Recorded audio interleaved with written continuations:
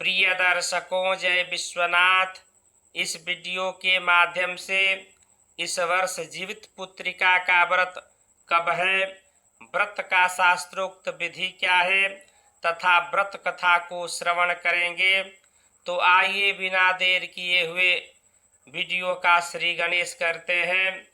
आश्विन मास के कृष्ण पक्ष की अष्टमी तिथि को पुत्र के आयु आरोग्यादि लाभ तथा सर्वविध कल्याण के लिए जीवत पुत्रिका जीवतिया जीमूत वाहन व्रत का विधान धर्मशास्त्रकारों ने निर्दिष्ट किया है। विशेष रूप से स्त्रियां इस व्रत को करती हैं। प्रदोष व्यापनी अष्टमी में जीमूत वाहन के पूजन का विधान शास्त्रों में प्राप्त होता है। कहा गया है कि प्रदोष समय स्त्री भी पूज्यो जीमूत वाहन। यदि 2 दिन प्रदोष व्यापनी अष्टमी हो तो पर दिन को ही ग्राह्य करना चाहिए। इस वर्ष 2024 में जीवत पुत्रिका का व्रत 25 सितंबर 2024 दिन बुधवार को है, जिसका पारणा 26 सितंबर 2024 दिन गुरुवार को प्रातः स्नान ध्यान पूजन पाठ के पश्चात अपने सुविधानुसार करना है। आइए अब व्रत विधि के विषय में जानते हैं। पवित्र होकर संकल्प के साथ व्रती प्रदोष काल में गाय के गोबर से अपने प्रांगण को उपलिप्त कर परिष्कृत करें तथा छोटा सा तालाब भी जमीन खोदकर बना लें। तालाब के निकट एक पाकड़ की डाल लाकर खड़ा कर दें। शालीवाहन राजा के पुत्र धर्मात्मा जीमूत वाहन की कुश निर्मित मूर्ति जल या मिट्टी के पात्र में स्थापित कर पीली और लाल रुई से उसे अलंकृत करें तथा धूप दीप नैवेद्यादि से विधिवत पूजन करें। मिट्टी तथा गाय के गोबर से चिल्ली या चिल्होड़िन, मादा चील और सियारिन की मूर्ति बनाकर उनके मस्तकों को लाल सिंदूर से भूषित कर दें। अपने वंश की वृद्धि और प्रगति के लिए उपवास कर बांस के पत्रों से पूजन करना चाहिए।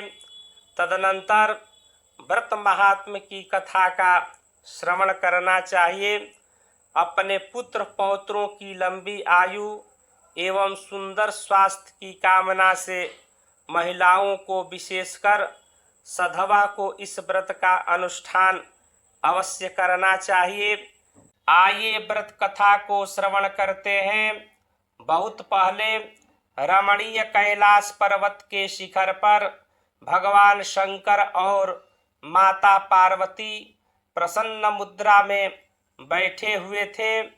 परम दयालु माता गौरी ने महादेव जी से पूछा, प्रभो, किस व्रत एवं पूजन से सौभाग्यशालिनी नारियों के पुत्र जीवित एवं चिरंजीवी बने रहते हैं? कृपया उसके बारे में और उसकी कथा के विषय में बताने का कष्ट करें। त्रिकालज्ञ भगवान शंकर ने जीवित पुत्रिका व्रत जीतिया व्रत के विधान, महत्व तथा महात्म की कथा बताते हुए कहा, दक्षिणापथ में समुद्र के निकट नर्मदा के तट पर कांचनावती नाम की एक सुंदर नगरी थी। वहाँ के राजा मलय केतु थे। उनके पास चतुरंगणी सेना थी। उनकी नगरी धन धान्य से परिपूर्ण थी। नर्मदा के पश्चिम तट पर बाहुटार नामक एक मरुस्थल था। वहाँ घाघू नाम वाला एक पाकड़ का पेड़ था। उसकी जड़ में एक बड़ा सा कोटर था। उसमें छिपकर एक सियारिन रहती थी। उसकी डाल पर घोंसला बनाकर एक चिल्होड़िन भी रहती थी। रहते रहते दोनों में मैत्री हो गई थी। संयोगवश उसी नदी के किनारे उस नगर की सधवा स्त्रियां अपने पुत्रों के आयुष्य और कल्याण की कामना से जीमूत वाहन का व्रत एवं पूजन कर रही थी। उनसे सब कुछ जाकर चिल्होड़िन और सियारिन ने भी व्रत करने का संकल्प कर लिया। व्रत करने के कारण भूख लगनी स्वाभाविक थी। चिल्होड़िन ने भूख सहन कर रात बिता ली, परंतु सियारिन भूख से छटपटाने लगी। वह नदी के किनारे जाकर एक अधजले मुर्दे का मांस भरपेट खाकर और पारणा के लिए मांस के कुछ टुकड़े लेकर फिर कोटर में आ गई। डाल के ऊपर से चिल्होड़िन सब कुछ देख रही थी। चिल्होड़िन ने नगर की सधवा औरतों से अंकुरित केलाय, मटर या अंकुरिल लेकर पारणा ठीक से कर ली। सियारिन बहुत धूर्त थी और चिल्होड़िन अधिक सात्विक विचार वाली थी। कुछ समय के बाद दोनों ने प्रयाग आकर तीर्थ सेवन शुरू किया। वहीं पर चिल्होड़िन ने मैं महाराज के महामंत्री बुद्धिसेन की पत्नी बनूंगी, इस संकल्प एवं मनोरथ के साथ अपने प्राणों का उत्सर्ग कर दिया। उधर सियारिन ने भी मैं महाराज मलय केतु की रानी बनूंगी, इस मनोरथ और संकल्प के साथ अपने प्राणों का त्याग किया। दोनों का जन्म भास्कर नामक वेदज्ञ ब्राह्मण के घर में हुआ। दोनों कन्याओं में नाग कन्या और देव कन्या के असाधारण गुण लक्षित हो रहे थे। चिल्होड़िन का नाम जहाँ शीलवती रखा गया, वहीं सियारिन का नाम कर्पूरावती। शीलवती का विवाह मंत्री के बुद्धिसेन से हुआ और कर्पूरावती का विवाह राजा मलय केतु के साथ। राजा और मंत्री दोनों धर्मात्मा एवं न्यायवादी थे। प्रजा को राजा अपने पुत्र के समान मानता था और प्रजा भी उन्हें खूब चाहती थी। समय के अनुसार शीलवती और कर्पूरावती को 7 पुत्र हुए। शीलवती के 7 पुत्र जीवित थे, पर कर्पूरावती के 7 पुत्र एक एक करके काल के गाल में समाते गए। कर्पूरावती बहुत दुखी रहती थी। उधर शीलवती के सभी पुत्र हमेशा राजा की सेवा में हाजिर रहते थे। वे सब बड़े विनयी और राजा के आज्ञाकारी थे। रानी उनको देखकर जलती रहती थी। उसे ईर्ष्या होती थी कि शीलवती के सभी पुत्र जीवित हैं। एक दिन रानी ने रूठकर खाना पीना और बोलना भी बंद कर लिया। राजा से दूर किसी एकांत कोठरी में पड़ी हुई थी। राजा को जब यह मालूम हुआ तो वे उसे मनाने गए, तब उसने उनकी एक भी नहीं सुनी। आखिर परेशान राजा ने कहा कि तुम जो कुछ कहोगी मैं वही करूँगा, तुम उठो और खाना खाओ। यह सुनकर उसने कहा कि यदि यह सत्य है तो अमुक दरवाजे के पास एक चक्र रखा हुआ है, आप शीलवती के सभी पुत्रों का सिर काटकर ला दीजिए। ऐसा नहीं चाहते हुए भी राजा ने आखिर वही किया जो रानी चाहती थी।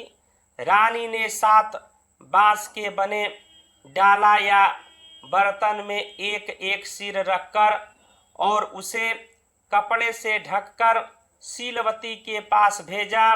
इधर जीमूत वाहन ने उनकी गर्दन को मिट्टी से जोड़कर एवं अमृत छिड़क कर उन्हें जीवित कर दिया।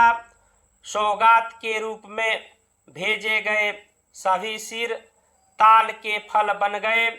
यह जानकर रानी तो और आग बबूला हो गई। वह क्रोध के मारे अत्यंत कुपित हो गई और डंडा लेकर शीलवती को मारने पहुंच गई। लेकिन भगवान की दया से शीलवती को देखते ही उसका क्रोध शांत हो गया। शीलवती उसे लेकर नर्मदा के तट पर चली गई। दोनों ने स्नान किया। बाद में शीलवती ने पूर्व जन्म की याद दिलाते हुए उसे बताया कि तुमने सियारिन के रूप में व्रत को भंग कर मुर्दा खा लिया था। उसे सब कुछ याद आ गया। ग्लानि और संताप से उसके प्राण निकल गए। राजा को जब यह मालूम हुआ तो उसने अपना राज्य मंत्री को सौंप दिया और स्वयं तप करने चला गया। शीलवती अपने पति और पुत्रों के साथ प्रसन्नता पूर्वक रहने लगी। जीतिया व्रत के प्रभाव से उसके सभी मनोरथ पूर्ण हो गए। इस प्रकार महात्म की कथा बताने के अनंतर भगवान शंकर ने कहा कि जो सौभाग्यवती स्त्री जीमूत वाहन को प्रसन्न करने के लिए व्रत एवं पूजन करती हैं एवं कथा सुनकर ब्राह्मण को दक्षिणा देती है, वह अपने पुत्रों के साथ सुखपूर्वक समय बिताकर अंत में विष्णु लोक को प्रस्थान करती है। इसमें संशय नहीं है। प्रेम से बोलिए विष्णु भगवान की जय। इस वीडियो में इतना ही। मिलते हैं एक नए वीडियो के साथ। वीडियो को अभी तक लाइक नहीं किए हैं तो लाइक कर कमेंट में ओम विष्णवे नमः अवश्य लिखें तथा आप हमारे इस YouTube चैनल से अभी तक नहीं जुड़े हैं तो चैनल से जुड़ने के लिए चैनल को सब्सक्राइब कर बेल आइकन को अवश्य दबा दें ताकि हमारे द्वारा प्रस्तुत ज्योतिष वास्तु धर्मशास्त्र संबंधित वीडियो सदैव आपको प्राप्त होता रहे। जय विश्वनाथ। हर हर महादेव। नमस्कार।